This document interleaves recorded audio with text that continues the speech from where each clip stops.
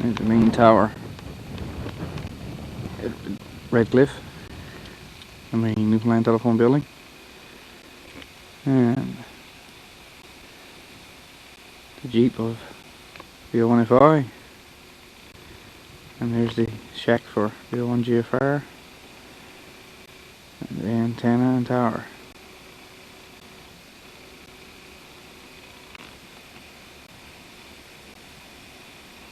At Redcliffe. That's the 210, that's the one with the 4 dipoles on it there. What's that for? That's the main repeater. Okay. So that's the GFR repeater itself. Well, off to the left of that there, that Yagi right on the top, that's facing Birchie. Okay. And then as you come down, there's a J-pole up there that's gone off tilt. Yeah. That's the packet antenna. That's Okay. a double J-pole. Alright. And then the Yagi that's just off to the side of that one, facing the east, that's going into Lowersport Junction. So that's the UHF antenna facing Lowersport Junction. Okay. And Larry, V01ZR, and myself put the top section on there and the antenna. And the boys put the crew came up from above and put the tower up.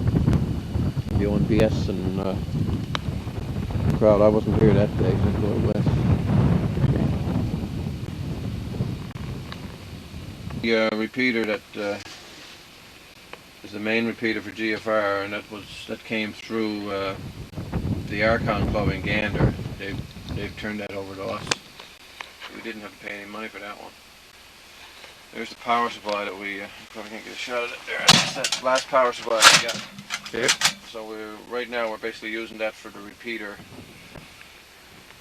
itself. We can drag a few more amps out of that with something else if you want to. Okay. Now, over the main repeater net are up top here. Okay. We got a couple of extra ones we got hanging on there for isolation. Here's the Birchie Lake Link transceiver. The UHF is a GE Royal Exec unit. There's the Lowersport Junction UHF transceiver, again a Royal Exec unit. Okay. And there's the associated duplexers for both of those UHF links. Mm-hmm.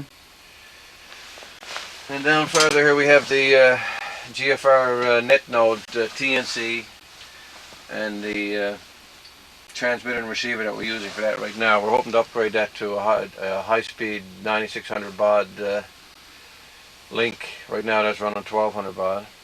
Okay. And there's associated power supplies. Right here, there's not much to see, is our controller for the whole shooting match right there. Is in that case there.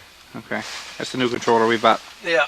And all these are on sliding. All these can slide out to work on them. Yeah. There we got them. And myself and V01RLT did most of that work. We're not finished with it yet. Bob's still got a few things that he wants to do there. We got some more. I'm going to rewire everything so that we can bring it all up to one power supply. Okay.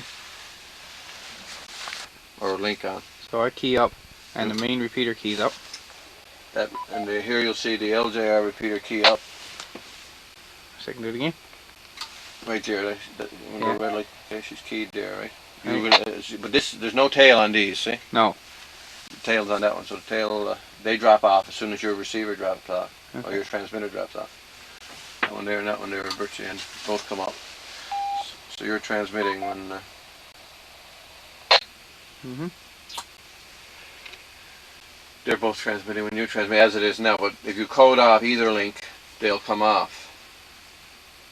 Right, with the tones. Yeah. They'll come off the repeater, but they don't come out, they're still linked together. Mm-hmm.